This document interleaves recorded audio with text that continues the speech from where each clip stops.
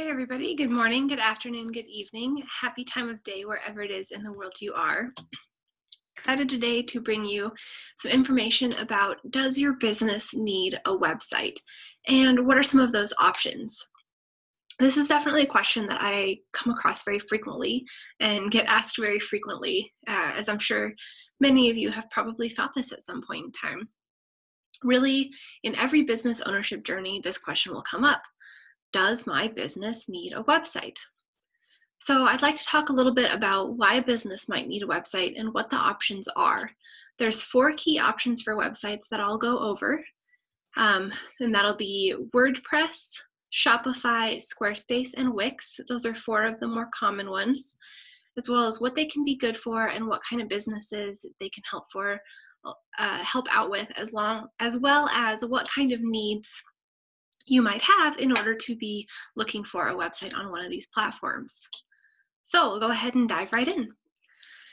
So as you know, in the 90s and early 2000s, needing a website would have been an incredibly important thing. But websites were huge, robust, custom coded, tens of thousands of dollars to build something that would be out there for people to see. It was very, especially in the 90s, tended to be a little bit out of touch for everybody. However, as these tools have become a lot more available, it's a lot easier to have a website. Additionally, with the internet and social media changing the online business landscape, you may not necessarily even need a website anymore to be successful. You can have an online business just through Facebook, for example. Even if you sell a product, you can even sell it all through Etsy and not have to have your own built website for your store. Having a website today isn't a requirement for having a business or getting started in business. However, in general, I would still recommend to have a website. Why? It gives you a very official online presence that's unique to you.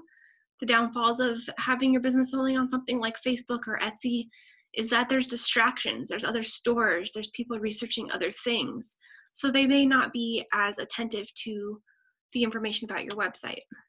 Another reason is that a lot of people have the expectation that a company will have a website.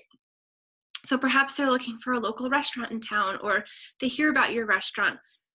They will look you up to see, what's available. Do you have your menu online? Where is this store? So there is kind of still that expectation, but it can be really, really simple.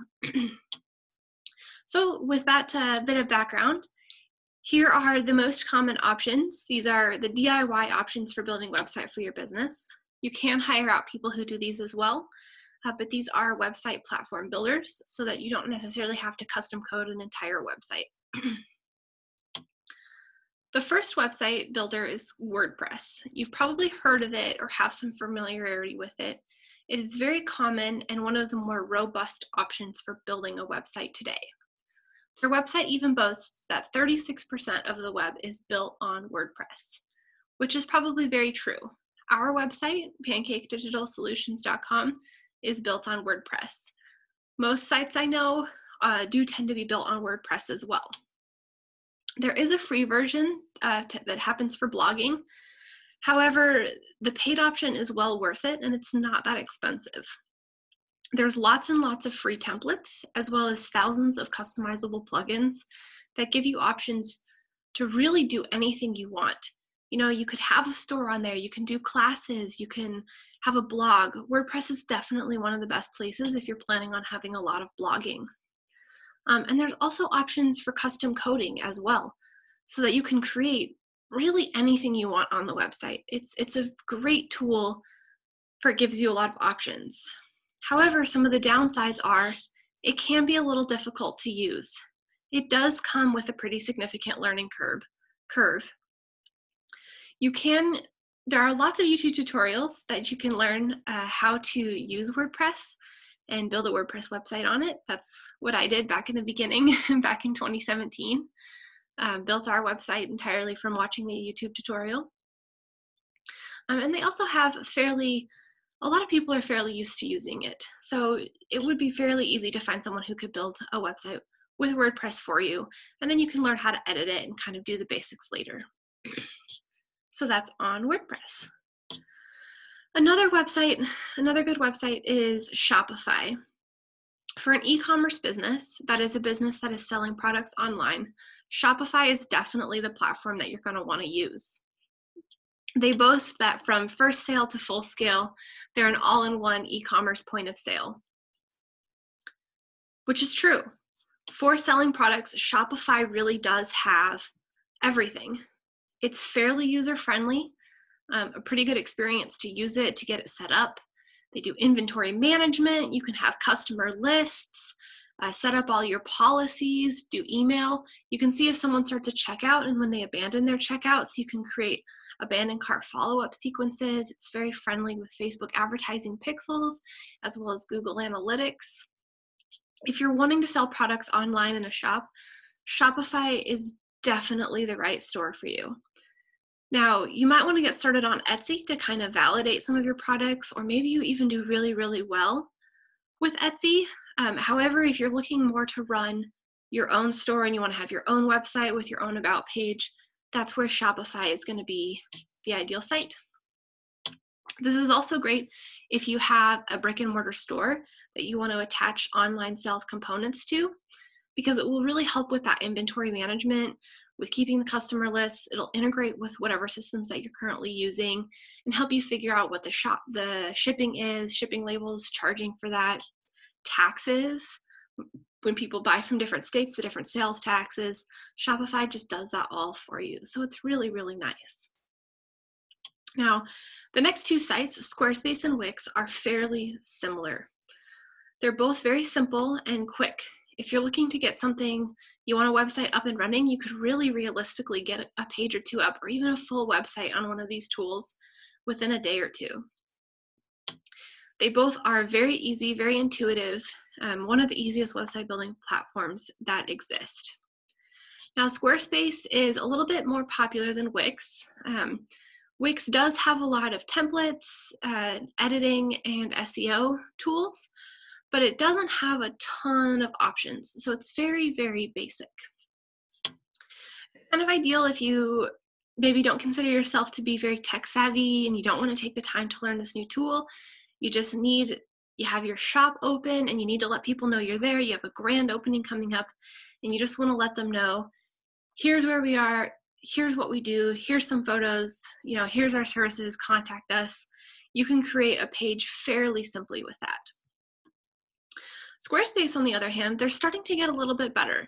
They've been doing a lot of updates and adding new customizations that give it a lot more options.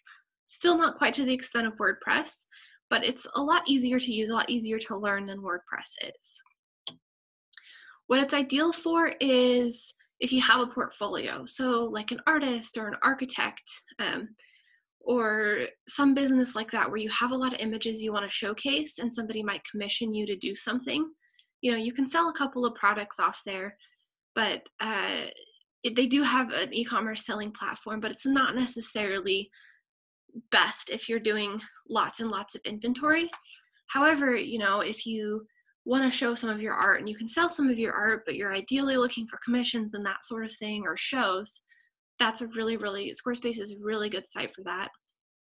Additionally, for a local business like a restaurant or some kind of place where you have a brick and mortar store, not necessarily selling products online, just letting people know that you're there, maybe for a restaurant having a menu there, or for, what's another example all I can think of is restaurants and food. It must be lunchtime. Coffee shops, any place where you kind of want to get people to come in the door, but you're not necessarily selling them anything online. Squarespace is great for that. It's really straightforward, simple, easy to edit, has all the things that you need. So those are the basics of the top 4 website tools that are fairly common these days to use in order to develop your own website, or you can very easily find somebody who can create a website on one of these tools fairly simply for you, and you can edit it and learn how to manage it and deal with it on your own. So having a website for your business isn't really a requirement these days. However, generally still recommended to have one. Depending on what type of website you have, or what business you have, you may need a different type of website. So these top 4 options you can go ahead and check them all out, see which makes the most sense, what you like to use. The most important thing is that it fits you and your business needs. So thank you so much for listening, and have a great rest of your day. Good luck with that website.